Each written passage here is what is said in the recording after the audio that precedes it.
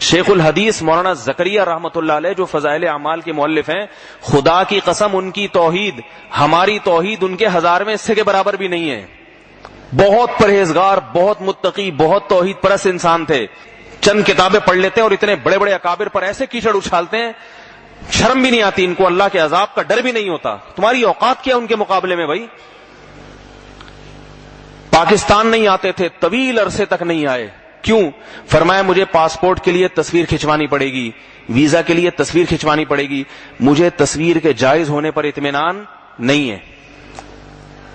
دوسروں کے لیے جواز کا فتویٰ، اپنے لیے تقوی والی. تو جو پیغمبر کی حدیث کے اتنے حریص ہوں کہ ایک تصویر جس کو دوسرے علماء کہہ رہے ہیں کہ جائز ہے، پاسپورٹ کے لیے جائز ہے. مفتی محمد شفیع صاحب رحمۃ اللہ علیہ آ گئے پاکستان، بڑے بڑے علماء آ گئے، لیکن وہ نہیں آ رہے. اتنا تقویٰ کہ نبی صلی اللہ علیہ وسلم کی تصویر کے بارے میں حدیث کی مخالفت نہ ہو جائے. ان پر الزام کیا لگا رہے ہیں آج کے جاہل لوگ؟ شرک پھیلا رہے ہیں، وہ بدعتیں پھیلا رہے ہیں. کسی سے اختلاف رائے بھی اگر ہو نا کسی عالم کا، تو اس اختلاف رائے کو بیان کرنے کا بھی ایک انداز ہوتا ہے، اس کا بھی ایک انداز ہونا چاہیے.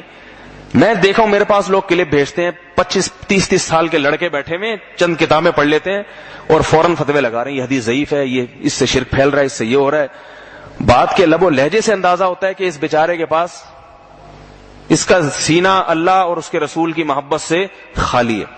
تو اس لیے یاد رکھو، کسی بڑے بزرگ کے خلاف زبان درازی سے انسان کے چہرے کا نور ختم ہو جاتا ہے اور علم کی برکت اللہ تعالیٰ چھین لیتے ہیں، اس کو ساری زندگی کے لیے منفی کاموں میں ڈال دیتے ہیں اللہ تعالیٰ کہ تمہارا علم اب اسی فرقواریت میں لگے گا.